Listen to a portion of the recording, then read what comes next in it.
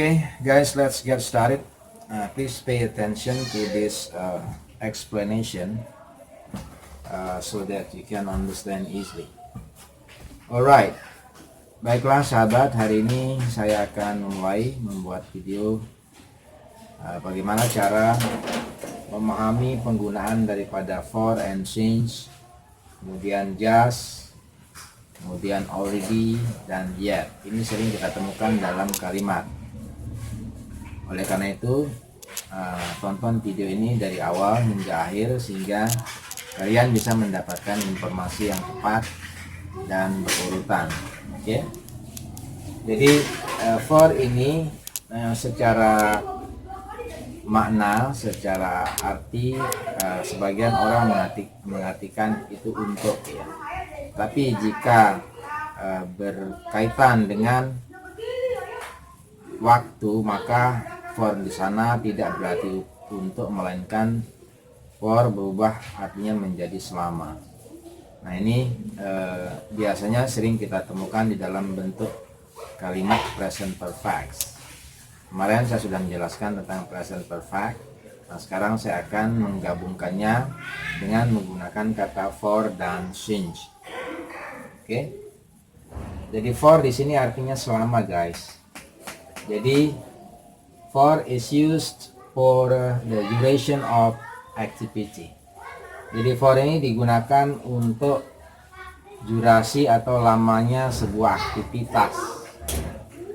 Memang kita mengerjakan sesuatu dengan durasi waktu 1 jam, 3 jam, setahun, 2 tahun, dan lain sebagainya. Ya, jadi di sini penekanannya kepada lamanya sebuah aktivitas atau kegiatan, ya.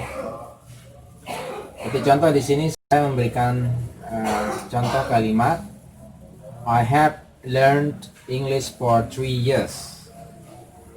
I have learned English for 3 years. Ya. Jadi artinya saya sudah belajar bahasa Inggris selama 3 tahun. Jadi di sini perhatikan for. Nah, di sini berarti selama, ya. Berarti selama. Karena di sini menunjukkan durasi waktu, maka biasanya digandengkan dengan angka sebuah waktu. Di sini contohnya 3 tahun, maka menjadi 3 years. I have learned English for 3 years. Saya sudah belajar bahasa Inggris selama 3 tahun. Ya. Kemudian yang berikutnya, contoh kalimat yang kedua, Reza has lived in Canada for 5 months. Okay. Reza has lived in Canada for 5 months. Reza sudah tinggal di Kanada selama 5 bulan. Ya. Jadi dia sudah tinggal di Kanada itu selama 5 bulan. Jadi masih dia tinggal di sana. Seperti contoh yang lain, saya sudah tinggal di perumahan selama 1 tahun. I have lived in a housing complex for 1 year. Ya. Jadi di situ tidak disebutkan mulainya waktu tinggal di perumahan tersebut, tetapi yang ditekankan adalah lamanya. Jadi saya sudah tinggal di perumahan komplek itu selama 5 tahun. 1 tahun, ya. Jadi paham ya, guys, ya. Jadi for itu berarti selama, tidak berarti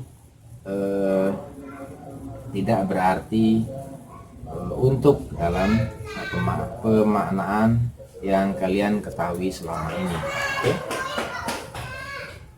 Ada beberapa pertanyaan sebelum saya lanjutkan kepada kegunaan daripada since yang berarti sejak.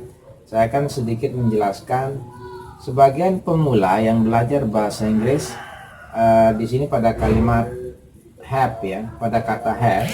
Kebanyakan orang mengartikannya itu mempunyai. Ya, memang have juga mempunyai arti mempunyai ketika have tersebut diikuti oleh benda. karena berhubung saya lupa kemarin menjelaskannya di present perfect, tapi saya jelaskan kali ini karena ada kaitannya juga. Jadi bukan berarti mempunyai ya guys ya. Jadi di sini berarti sudah, karena di sini setelah kata have ini ada kata kerja. Have memang mempunyai arti mempunyai kalau diikuti oleh benda. Contohnya I have a car, I have mobile phone, I have a house, I have a cat, ya. She has a big house, she has a beautiful face, dan lain sebagainya. Memang berarti mempunyai jika diikuti oleh benda. Tapi karena di sini diikuti oleh kata kerja, pada contoh kalimat I have learned English for 3 years. Saya sudah belajar bahasa Inggris selama 3 tahun. Hati-hati ya guys ya, ketika Anda mengartikan kalimat, ya perhatikan setelah have itu apa. Apakah itu benda atau kata kerja. Oke, paham ya guys ya? Jadi gampang sekali. Kemudian yang berikutnya adalah since. Since di sini artinya sejak. Since is used to mention the activity begins. Jadi since ini digunakan untuk menyebutkan kegiatan yang dimulai.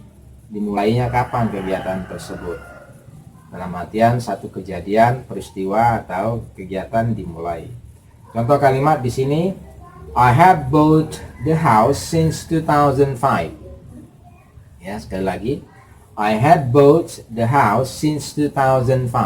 Saya sudah membeli rumah itu sejak tahun 2005. Jadi since ini digunakan untuk menstressing, menegaskan mulainya satu peristiwa. Peristiwanya apa di sini adalah membeli rumah. Jadi since 2005. Jadi dimulainya membeli rumah tersebut pada tahun 2005. Ya. Oke. Kemudian yang berikutnya adalah my grandfather has worked here since January. My grandfather has worked here since January. Jadi kakek saya sudah bekerja di sini sejak bulan Januari.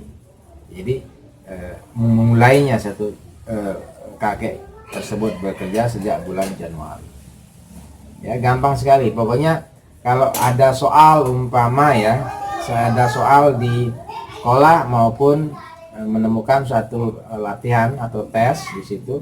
Kalau umpama pilihan ganda atau multiple choice, umpama ini saya hapus di sini, for ini saya hapus, ada multiple choice ya. Jadi kalian harus memilih for karena di sini ada bilangan yang disebutkan. Tetapi kalau umpama since, di situ tidak ada bilangan disebutkan. Ciri-cirinya itu, cara gampangnya keywordnya dalam memahami penggunaan for sama since adalah dengan seperti yang saya jelaskan barusan. Kalau for itu penyebutan bilangan pada kalimat tersebut ya. Tapi kalau since itu sejak, artinya tidak penyebutan bilangan tetapi ada keterangan waktu di situ tanpa harus mengetahui bilangan tersebut. Jadi gampang, kalau ada multiple choice kalian harus memperhatikan dulu di kalimatnya apa terakhir itu, apakah ada bilangannya apa enggak. Jika ada bilangannya, gampang sekali kamu cukup memberikan tanda cross di soal tersebut. Jadi for itu ada penyebutan bilangan, since tidak ada. Secara gampangnya gitu. Oke, jadi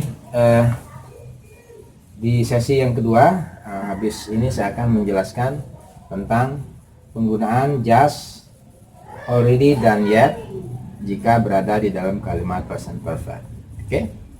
Oke guys, untuk sesi pertama ini nanti kita akan lanjutkan di sesi kedua tentang just, already, dan yet.